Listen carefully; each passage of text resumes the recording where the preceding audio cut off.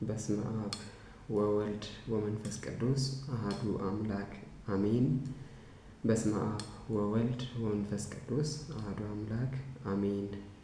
በስመ አብ ወወልድ ወመንፈስ ቅዱስ አሐዱ አምላክ አሜን። የተወደዳችሁና የተከበራችሁ የልዑል እግዚአብሔር ልጆች፣ የእመቤታችን የቅድስት ድንግል ማርያም ወዳጆች፣ የቅዱሳን ጻድቃን፣ የሰማዕታት በረከትና ረድኤት ተካፋዮች በልዑል እግዚአብሔር ፍጹም የሆነ የሰላምታ ቃል እንደምን ዋላችሁ? እንደምን ቆያችሁ? እንደምን ሰነበታችሁ? አሜን። አምላካችን ቅዱስ እግዚአብሔር ስሙ ለዘላለም የተመሰገነ ከፍ ከፍ ያለ ይሁንልን። እንደ እግዚአብሔር መልካም ፈቃድ ዛሬ እግዚአብሔር በሰጠን በዚህ ደቂቃ ውስጥ ቅዱስ ቃሉን ደግሞ እንመገባለን። አምላካችን ቅዱስ እግዚአብሔር በቅዱስ ቃሉ እንዲባርከን መልካም ፈቃዱ ይሁንልን። የቅዱስ ዮሐንስ ወንጌል ምዕራፍ 8 ቁጥር 34 ኃጢአትን የሚያደርግ ሁሉ የኃጢአት ባሪያ ነው። ኃጢአትን የሚያደርግ ሁሉ የኃጢአት ባሪያ ነው። ስለ ቃሉ አምላካችን ቅዱስ እግዚአብሔር ስሙ ለዘላለም የከበረ የተመሰገነ ይሁን። ይህን ቅዱስ ቃል የመዘገበልን ወንጌላዊው ቅዱስ ዮሐንስ ነው።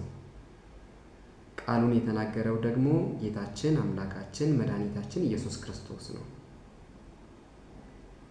ይሄ ቃል በቀጥታ ከኃጢአት ከሱሰኝነት ጋር ግንኙነት ያላቸው አካላትን የሚመለከት ነው።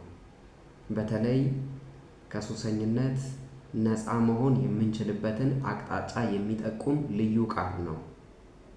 ስለዚህ ሁላችንም በዚህ ቅዱስ ቃል እንድንባረክ አምላካችን ቅዱስ እግዚአብሔር እያንዳንዳችንን ይርዳን። ምን ማለት ነው የኃጢአት ባሪያ መሆን የሚለውን እንመልከት። ሰው በፈቃዱ ለኃጢአት ሲገዛ፣ ለኃጢአት ከተገዛ በኋላ ደግሞ ከዚያ ድርጊት መላቀቅ ተስኖት የኃጢአት ተገዥ ሆኖ ሲቀር ወይም ደግሞ ኃጢአትን ልማዱ አድርጎ ሲያስቀጥል ይሄ ሰው ለኃጢአት ተገዝቷል ይባላል። ለኃጢአት ተሸንፏል ይባላል።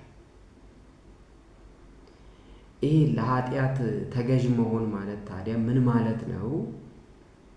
ለሱስ ተገዥ መሆን ማለት ነው። እና ይሄ ሱስ ምንድን ነው ያልን እንደሆነ በሕይወት ዘመናችን እኛ ራሳችንን ከሱስ መጠበቅ እንድንችል በመጽሐፍ ቅዱስም ሆነ በተለያዩ አባቶች ምክር ይሰጠናል። ይህንን ምክር ደግሞ ተግባራዊ ማድረግ እንድንችል አምላካችን እግዚአብሔር ይርዳል። እንግዲህ ሰው በፈቃዱ ለኃጢአት ራሱን ያስገዛል። ሰው በፈቃዱ ኃጢአትን ይፈጽማል። ከዚያ ድርጊት ደግሞ መውጣት ይፈልጋል። ግን አንዳንድ ጊዜ ይፈታተነዋል፣ አይለቀውም። ተመልከቱ፣ አይለቀውም። እና የኃጢአት ተገዥ መሆን ማለት ወይም የሱስ ተገዥ መሆን ማለት ምን ማለት ነው? ለምሳሌ እንደ ጫት፣ ሲጋራ፣ አልኮል፣ ሽሻ ወይም ሐሽሽ ማለት ነው እና ሌሎችም አደንዛዥ እጾችን መጠቀም፣ እነዚህ ለዚህ ተገዥ የሆኑ ሰዎች ሱሰኛ ይባላሉ። ከዚህም ባለፈ ለቁማር፣ ለማህበራዊ ሚዲያ ባላስፈላጊ መንገድ ማለት ነው፣ ለቪዲዮ ጌም፣ ከዚያም ባለፈ ለወሲብ ፊልም፣ ይሄ ፖርኖግራፊ የምንለው ማለት ነው። እንደነዚህ ላሉ ተግባራት ተገዥ መሆን ሱሰኝነት ይባላል። ሱሰኝነት ይባላል። ሱሰኝነት ያለ ስጋት የምንኖርበትን ተስፋችንን፣ እድላችንን አጨልሞብን ወይም ወደፊት መራመድ እንዳንችል አድርጎ ፈጽሞ መሻሻል እንዳንችል የሚያደርገን መፈናፈኛ የሚያሳጣ ያለንን አውድመን ተዝረክርከን እንድንቀር የሚያደርገን እኩይ የሆነ ተግባር ነው። ታዲያ ከዚህ ተግባር ቶሎ ለመውጣት ከዚህ እኩይ ተግባር ቶሎ ለመላቀቅ ይህን ትምህርት በአግባቡ ተምረን የተማርነውን ትምህርት ደግሞ ተግባራዊ ማድረግ ተገቢ ነው።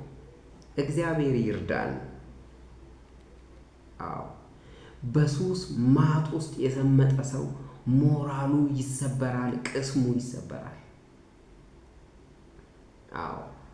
በሱስ ማጥ ውስጥ የወደቀ ሰው፣ የተዘፈቀ ሰው ስለ ሀገር ማሰብ አይችልም፣ ስለ ሕዝብ ማሰብ አይችልም።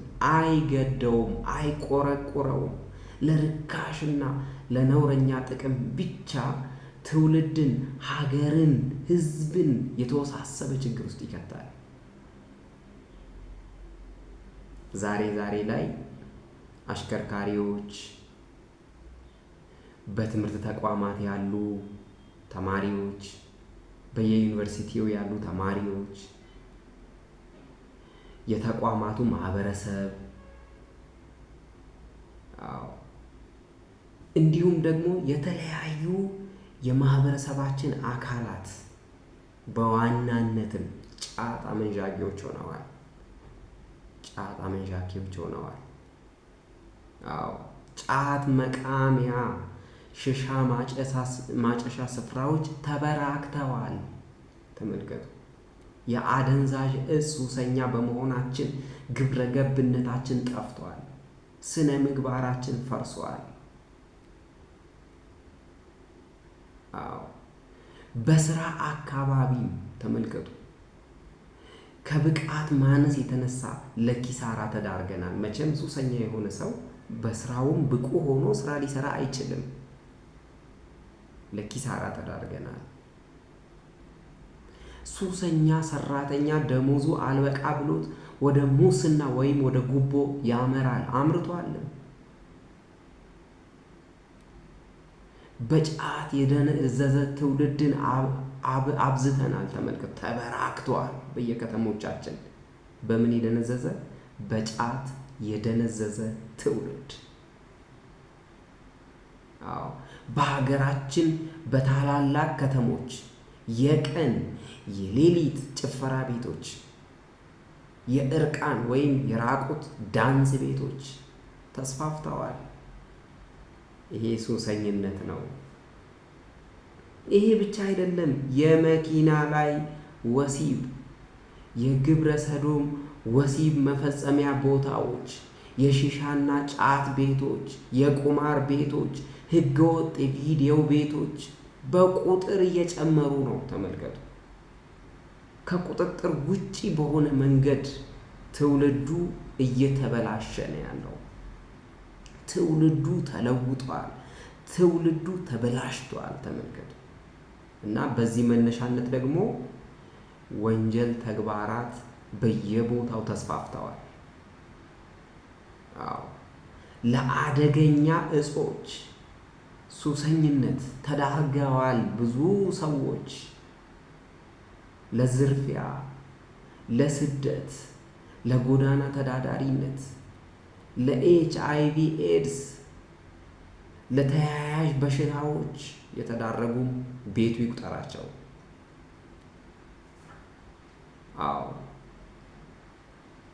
ከዚህ ከህገወጥ ወሲብ ጋር በተገናኘ ላልተፈለገ እርግዝና፣ ከዚያም ደግሞ ለውርጃ የተዳረጉም በርካቶች አሉ።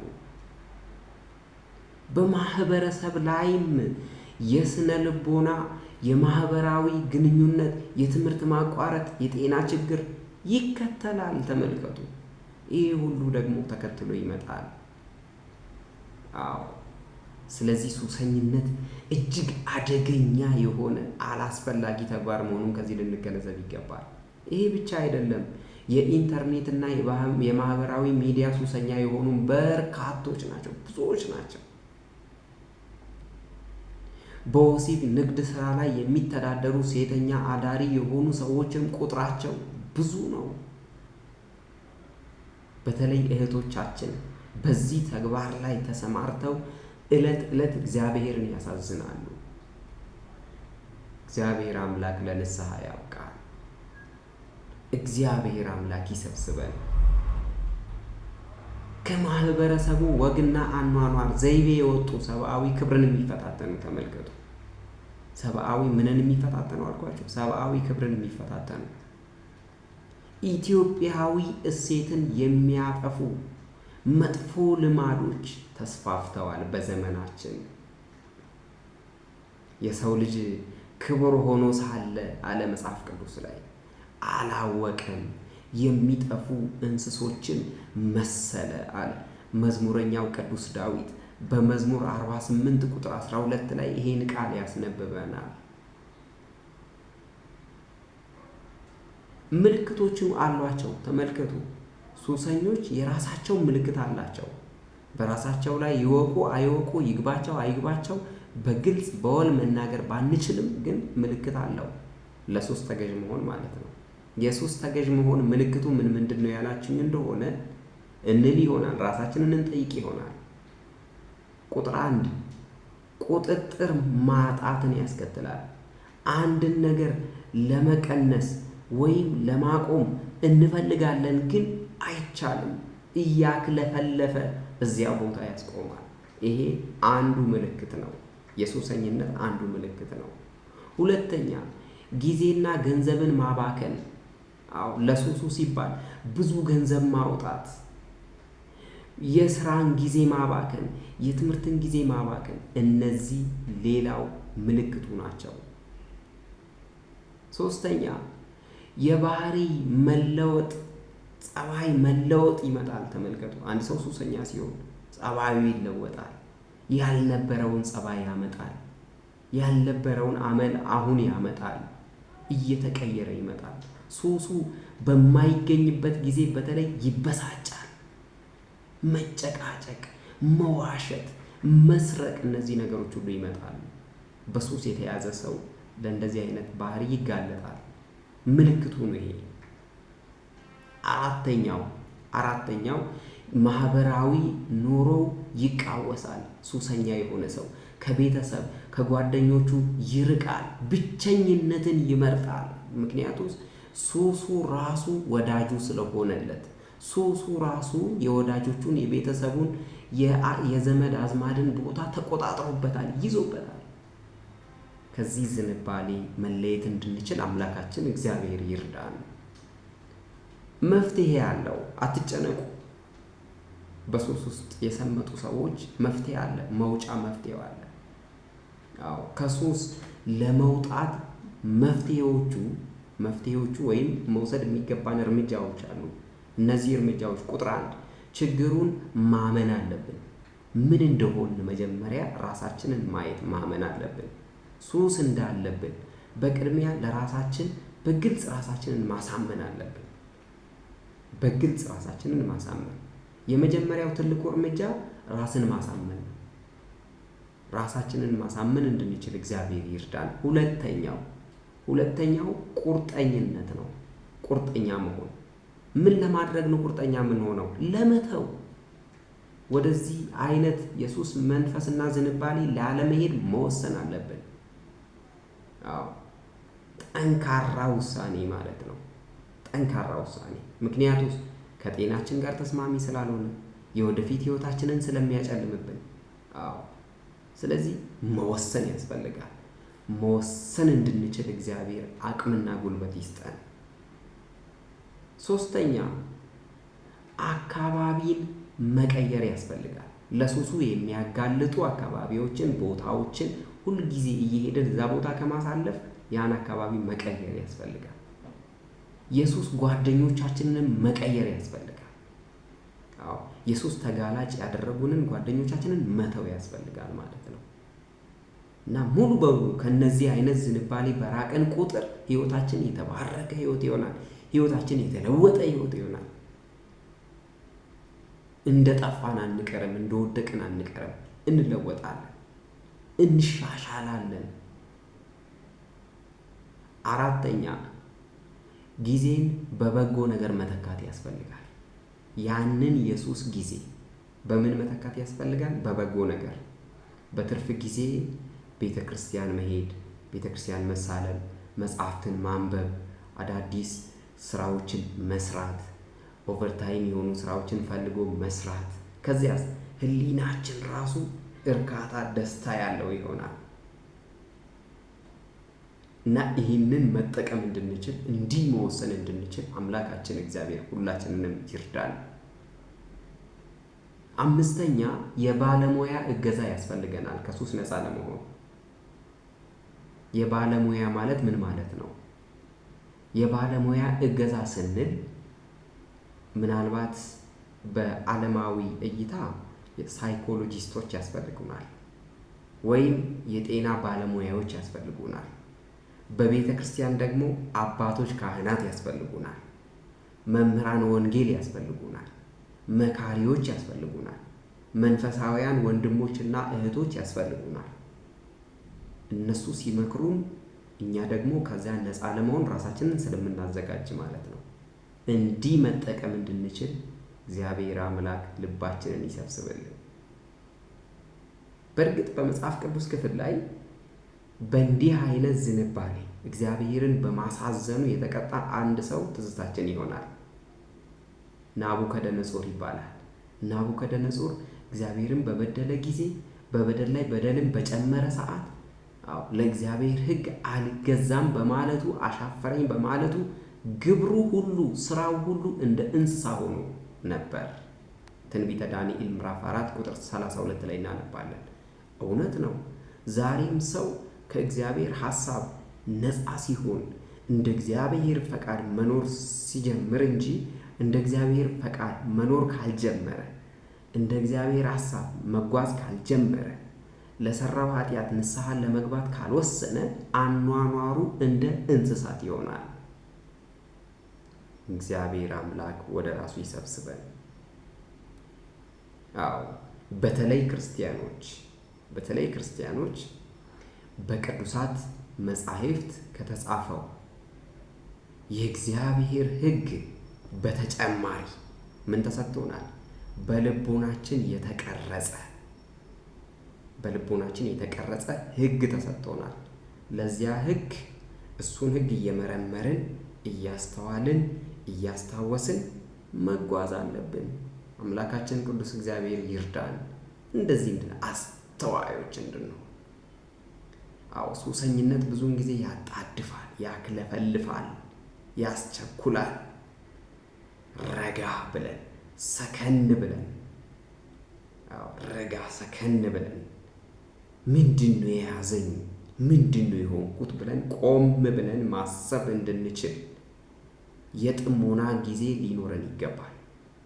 ከእግዚአብሔር ጋር የምናሳልፈው በተለይ ወደ ገዳማት ሄደን መንፈሳውያን ስፍራዎችን በመጎብኘት ወደ ጸበል ስፍራ ሄደን ከአባቶች ቡራኬን በማግኘት በቤተ ክርስቲያን ጥላ ስር በመሰባሰብ ወንጌል በመስማት መዝሙር በመስማት በቤታችንም ቢሆን መንፈሳውያን ነገሮችን በመስማት ከዚህ ነፃ መሆን ይቻላል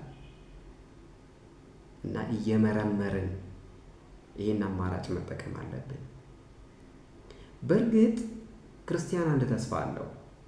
አጥፍተንም እንደሆነ ማንም ሳይፈርድብን መጀመሪያ በራሳችን እንፍረድ። ከዚያስ ቀጣይ እርምጃ ጋር እንሂድ። ቀጣዩ እርምጃ ምንድን ነው? ንስሐ መግባት። ቀጣዩ እርምጃ ክርስቲያን በድሎ እንደሆነ አቅጣጫውን ይቀይራል፣ ንስሐ ይገባል፣ ከአምላኩ ይታረቃል፣ መንገዱን ይቀይራል፣ ሕይወቱ ይለወጣል። ሕይወቱ እንደ ክርስቲያናዊ ሕይወት ይሆናል። ከዚያ ከእግዚአብሔር ጋር መኖርን ይጀምራል። ከእግዚአብሔር ጋር መኖር የጀመርን እንደሆነ ሁሉ ነገር መልካም ይሆናል። በእግዚአብሔር ቀን ነገሮች ይስተካከላሉ።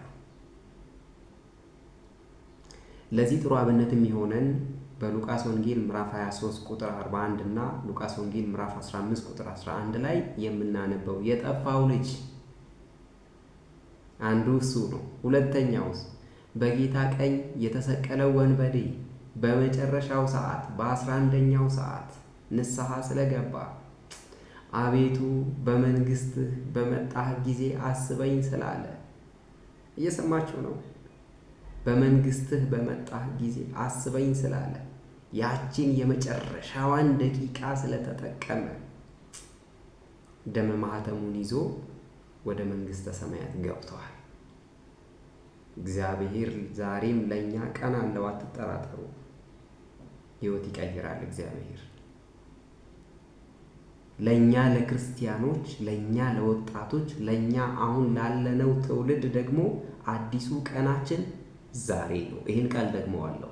ለእኛ ለክርስቲያኖች፣ ለእኛ በዚህ ዘመን ላለነው አዲሱ ቀናችን ዛሬ ነው። የለውጥ ቀናችን ዛሬ ነው። የውሳኔ ቀናችን ዛሬ ነው። ከቀኑ ጋር ከሱሱ ተላቀን አዲስ መሆን የኛ ድርሻ ነው። ከቀኑ ጋር አዲስ መሆን፣ ራስን መለወጥ። ወደ ተለወጠ ወይም ወደ ተወለወለ ወደ ጸዳ ቤት በጭቃ እግራችን ብንገባ ምን የሚሆን ይመስላችኋል? ቤቱ ይቆሽሻል። በተወለወለ ቤት ተመልከቱ፣ በጭቃ እግር አይገባም። አዎ፣ በትላንትና መጥፎ ሐሳብ ዛሬን ከተቀበልነው እንደዚያው ነው። ምንም ለውጥ የለም። ግን እንለወጥ። ለዋጩ እግዚአብሔር ሁላችንንም ይለውጠን፣ ማስተዋሉን ይስጠን። በየትኛውም ጊዜ ከየትኛውም ጊዜ በበለጠ ቤተ ክርስቲያን ሕዝቡን ወደ ድህነት የምትጠራበት መታደጊያ ጊዜዋ፣ መንፈሳዊ ዓላማዋን ከግብ የምታደርስበት፣ ኃላፊነቷን የምትወጣበት፣ መልካም ዜጋን የምታፈራበት ጊዜ ቢኖር ዛሬ ነው። ነገ አይደለም፣ ዛሬ ነው።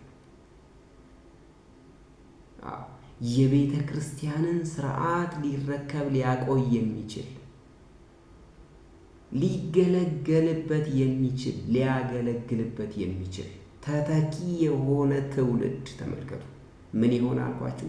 ተተኪ የሆነ ትውልድን፣ መልካም የሆነ ዜጋን ለሀገርን ለቤተ ክርስቲያንን ማፍራት ዛሬ ነው። ከእጃችን ከወጣ በኋላ አይደለም፣ ዛሬ ነው። ሰው ሆነን ሰው ማፍራት እንድንችል፣ ከሱስ የተላቀቀ ማህበረሰብን መፍጠር እንድንችል፣ ማብቃት እንድንችል ቅድስት ቤተ ክርስቲያናችን ተገን አድርገን በቅድስት ቤተ ክርስቲያን ጥላ ስር ተሰባስበን ዛሬ ቃለ ወንጌሉን በጋራ በህብረት መመገብ እንድንችል፣ ነገም አምላካችን ቅዱስ እግዚአብሔር ያዘጋጀልንን ርስቱን መንግስቱን መውረስ እንድንችል የአባቶቻችን አምላክ ቅዱስ እግዚአብሔር ሁላችንንም ይርዳን። ይህን የሰማነውን ቅዱስ ቃል አምላካችን እግዚአብሔር ልባችን ላይ ይጻፍልን። ወስብሐት ለእግዚአብሔር ወለወላዲቱ ድንግል ወለመስቀሉ ክቡር አሜን። ይቆየን።